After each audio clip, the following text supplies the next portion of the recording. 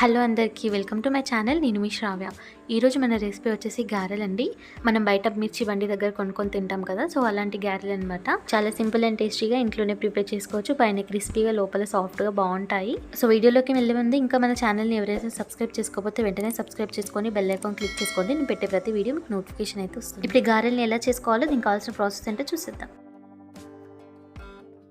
దీనికోసం బొబ్బరి పప్పుని నేను ముందే నానబెట్టుకున్నాను. సో ఈ పప్పుతోనే మనం గారెలు అనేది చేసుకోవాలన్నమాట. ఈ పప్పుని ఒక 1 to 2 hours పాటు నానబెడితే సరిపోతుంది, తొందరగానే నానిపోతుంది.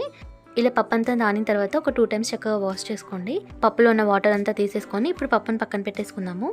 ఇప్పుడు ఒక మిక్సీ జార్లోకి పచ్చిమిర్చి వేసుకోండి. మీ టేస్ట్కి సరిపడా వేసుకోవాలి. ఇందులో మళ్ళీ కారం కూడా వేసుకుంటాము, సో చూసి వేసుకోండి.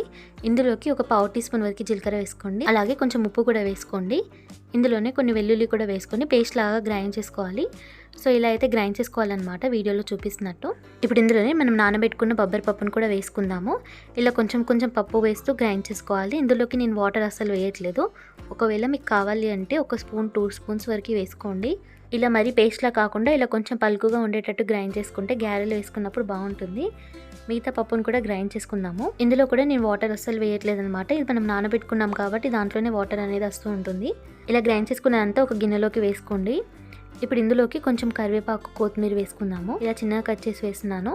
అలాగే ఆనియన్స్ని కూడా ఇలా చిన్నగా కట్ చేసి వేసుకోండి. అలాగే ఇక్కడ తోటకూరను కూడా చిన్నగా కట్ చేసి వేసుకున్నాను. ఒకవేళ మీకు తోటకూర కాకుండా పాలకూర కూడా వేసుకోవచ్చు.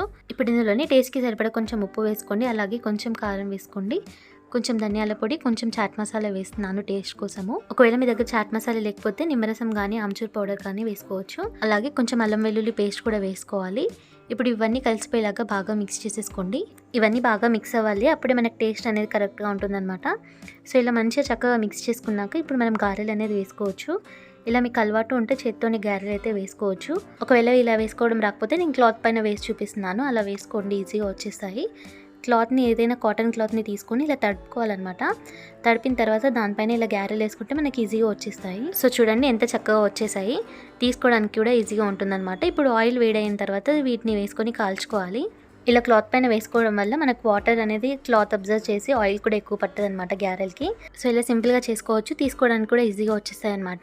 ఇప్పుడు దీన్ని కూడా మనం ఆయిల్లో వేసి డీప్ ఫ్రై చేసుకుందాము. ఇలా గారెలు వేసుకునేటప్పుడు ఆయిల్ని లో ఫ్లేమ్లో పెట్టుకొని వేసుకోండి. అన్నీ వేసుకున్న తర్వాత మళ్ళీ మీడియం ఫ్లేమ్లో పెట్టుకొని కాల్చుకుంటే అన్ని ఈవెన్గా కరెక్ట్గా కాలుతాయి అనమాట. ఇలా నేను అన్ని గారెలను అయితే వేసేసుకున్నాను. ఇప్పుడు స్టవ్ని మీడియం ఫ్లేమ్లో పెట్టుకొని వీటన్నిటిని ఈవెన్గా ఫ్రై అయ్యేటట్టు కాల్చుకుందాము.